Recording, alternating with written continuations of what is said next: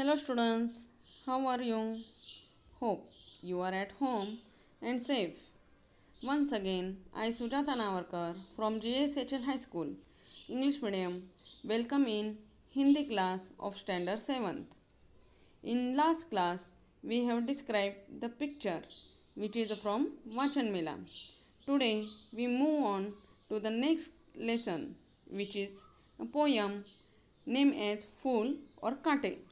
फूल और कांटे यह कविता के रचयिता हैं श्री अयोध्या सिंह उपाध्याय, जो हरिओद नाम से भी जाने जाते हैं। हरिओद जी का जन्म उत्तर प्रदेश के आजमगढ़ जिले के निज़ामाबाद में 15 अप्रैल सन 1865 को हुआ। हरिओद जी ने गद्य और पद्य दोनों क्षेत्रों में रचनाएं की हैं। इनके पिता का नाम पंडित भोलानाथ उपाध्याय था। उन्होंने सिख धर्म अपनाकर अपना नाम भोला सिंह रख लिया था। हरिओद जी 5 वर्ष की आयु में ही फारसी भाषा सीखने लग गए थे। निज़ामाबाद से मिडिल परीक्षा पास की, किंतु स्वास्थ्य बिगड़ जाने के कारण उन्हें कॉलेज छोड़ना पड़ा।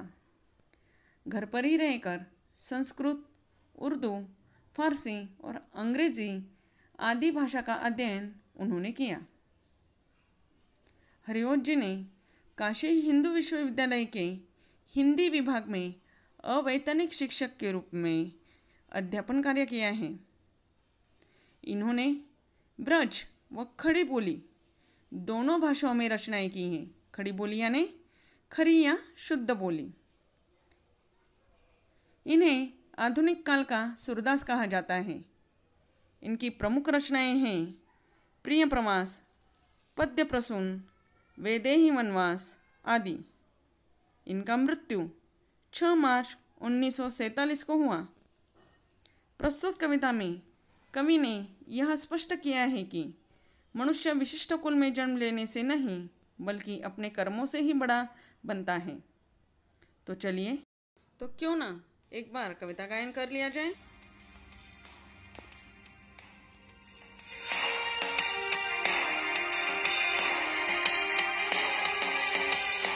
है जन्म लेते जग में एक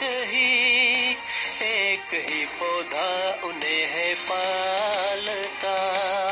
रात में उन पर चमकता चांद भी एक ही से चांदनी है डालता।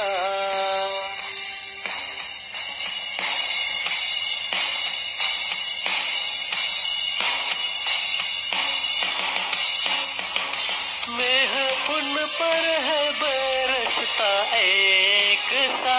एक सी उन पर हवाएं हैं बही, पर सदा ही यह दिखाता है हमें ढंग उनके एक से होते नहीं।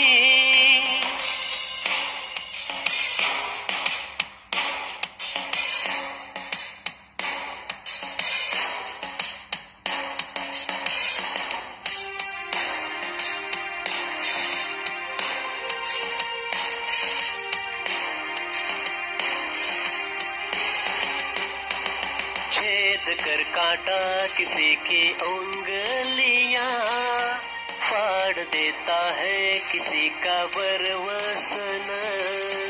प्यार डूबी तितलियों के परकतल, भोर का है वेद देता शाम तन।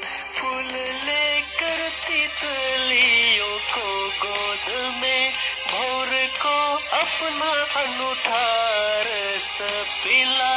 निज सुगंध और निराले रंग से है सदा देखा कली जी की खिला।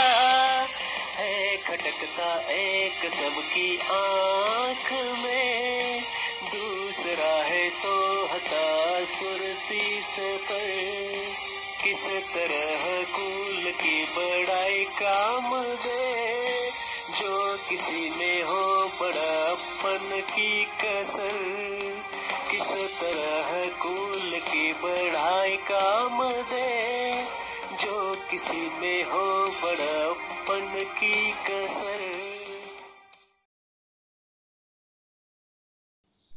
Students, just now you heard singing poetry. I like it. Do you like this? Now you have to memorize the poem while singing it. If you want, you make your own tune. Now let's see some new words in the poem and their simple meanings, which will make it easier for you to understand the meaning of the poem. मेह, मेह यानी बादल. वर, वर यानी श्रेष्ठ या सुंदर. वसन, वसन यानी वस्त्र. वेद, वेद यानी छेदना. अनूठा, अनूठा यानी निराला. कसर, कसर यानी कमी.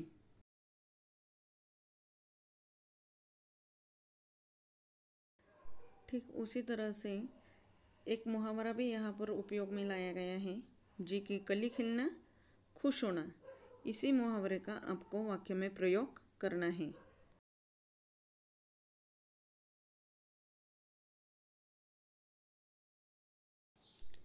बच्चों, उम्मीद है दिए गए शब्दार्थ एवं मुहावरे आपने अपने नोटबुक में नोट डाउन कर लिए होंगे.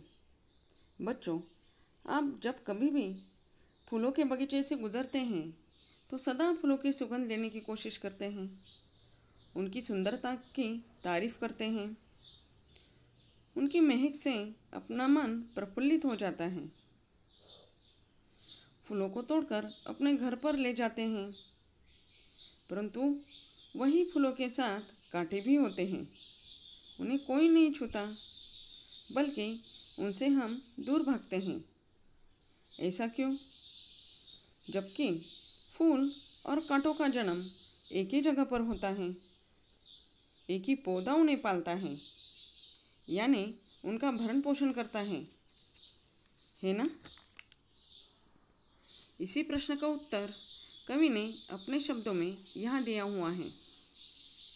Now let's see stanza wise meaning of the poem. है जन्म लेते जगह में एक ही पौधा उन्हें है पालता. रात में उन पर चमकता चांद भी एक ही सी चांदनी है डालता. Means both flowers and thorns are born at the same place, and same plant nurtures them. The same moon puts their own moonlight on them. कवि के अनुसार फूल और कांटे दोनों एक ही जगह पर जन्म लेते हैं.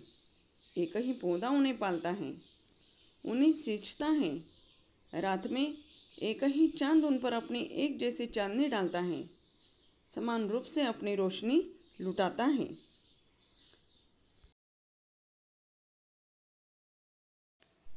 मेह उन पर है बरसता एक सी उन पर हवाएं हैं बही. पर सदा ही यह दिखाता है हमें, ढंग उनके एक से होते नहीं. Means clouds pour their water on them equally. The winds blow on them equally. But why so much change in the behavior of both of them? कवि कहता है, बादल उन पर समान रूप से बरसता है, हवाएं एक जैसी ही उन पर बहती हैं, पर दोनों के व्यवहार बिल्कुल अलग होते हैं. छेद कर काटा किसी की उंगलियां, फाड़ देता है किसी का वरवसन. पैर डूबी तितलियों के पर कतर, भोर का है वेद देता शामतन. Means the prick purses the fingers and applies the blood and tearing one's clothes. Thus, the poet has described the behavior of the thorn here, which shows us how harmful it is. बच्चों, इस पद में वर का अर्थ है सुंदर. वसन means वस्त्र. पर मीन्स पंख और शाम का अर्थ होता है काला. वेद मीन्स छेदना. तन यानी शरीर. कवि के अनुसार कांटा उंगलियों को छेद कर लहूलुहान कर देता है, किसी के वस्त्र फाड़ देता है, तितलियों के प्यारे पंख कतरता है और भौरे के शरीर को घायल कर देता है.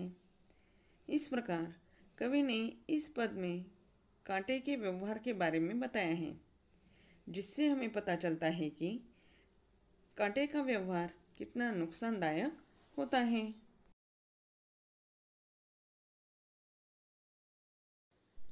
फूल लेकर तितलियों को गोद में, भोर को अपना अनूठा रस पिला, निज सुगंध और निराले रंग से, हे सदा देता कली जी की खिला। In this stanza, the poet praised the behavior of the flower. बच्चों, इस पद में अनूठा का अर्थ है निराला या अनोखा, जी का अर्थ है मन। इस पद में कवि ने फूल के व्यवहार की प्रशंसा की है।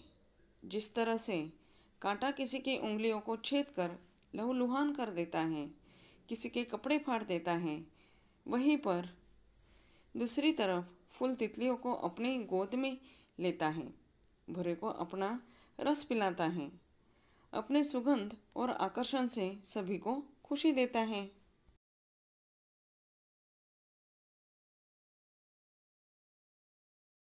हे खटकता एक सबकी आँख में, दूसरा है सोहता सुरसीस पर, किस तरह कुल की बड़ाई काम दे, जो किसी में हो बड़प्पन की कसर।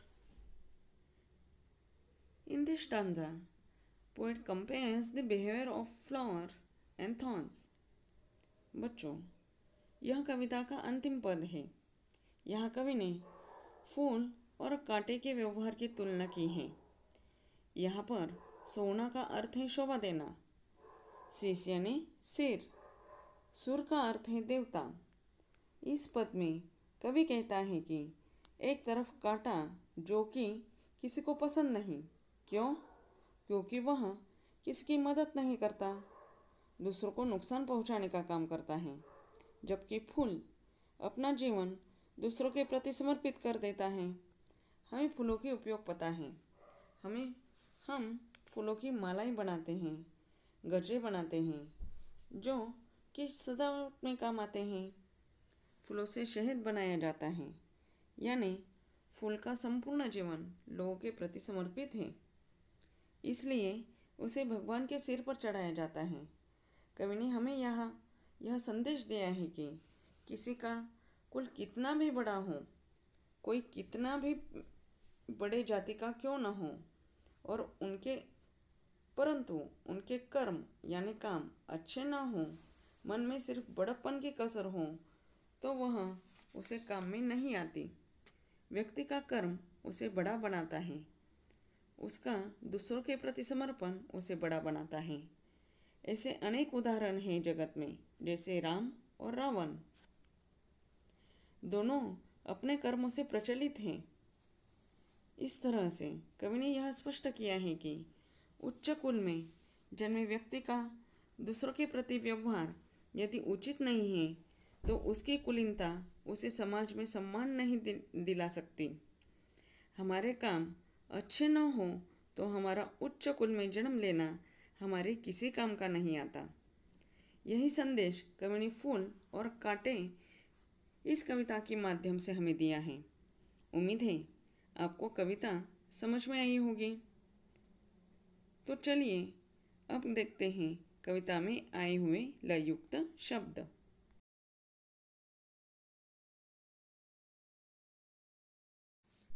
पालता डालता, बही नहीं, वसन तन, पीला खिला। तो चलिए बढ़ते हैं पाठ के स्वाध्याय के तरफ। खोजबीन, आसपास के पेड़ पौधों के नामों का वर्गीकरण करो। छोटे छोटे पेड़ पौधों के नामों का वर्गीकरण करना है आपके आसपास में जो उपलब्ध हैं, जैसे कि तुलसी, पुदीना, टमाटर, गाजर इत्यादि। मध्यम पौधों का या पेड़ों का वर्णन करना है, जिसमें आप लिख सकते हैं नींबू, अमरूद, अनार। बड़े जैसे बरगद, पीपल, नारियल, नीम। एक वाक्य में उत्तर लिखो। फूल किनको गोद में लेता है? फूल तितलियों को गोद में लेता है। बड़प्पन की कसर रह जाने पर क्या काम नहीं देती? बड़प्पन की कसर रह जाने पर कुल की बड़ाई काम नहीं देती। कौन एक सा बरसता है? मेह एक सा बरसता है। फूल किसको रस पिलाता है? फूल भौरों को रस पिलाता है। निम्नलिखित वर्णों से समानार्थी और विरुद्धार्थी शब्दों की जोड़ियां ढूंढो और अपने वाक्यों में प्रयोग करके कॉपी में लिखो। समानार्थी शब्दों की जोड़ियां: पुष्प फूल, जल पानी, मेह बादल, पवन हवा। विरुद्धार्थी शब्दों की जोड़ियां: रात दिन, छोटा बड़ा, उदय अस्त, सम्मान अपमान। तो बच्चों, इस तरह हमने आज फूल और कांटे इस कविता का गायन किया। कवि हरिओंत जी के जीवन पट के बारे में जानकारी देखी, कविता का सरल अर्थ देखा, स्वाध्याय से संबंधित प्रश्न देखे। उम्मीद है इस कविता से संबंधित सारे प्रश्नों के उत्तर आपको मिल गए होंगे, है ना? तो क्या संदेश मिला आपको इस कविता के द्वारा? क्या बनना चाहते हैं आप, फूल या कांटे? जी हाँ, हमें फूल बनना है जो दूसरों के जीवन को सुगंधित कर देता है, दूसरों के प्रति अपना जीवन समर्पित करता है। इसी सोच के साथ मैं आपसे विदा लेती हूँ। मिलते हैं अगले पाठ में। तब तक सुरक्षित रहिए, घर पर रहिए। धन्यवाद।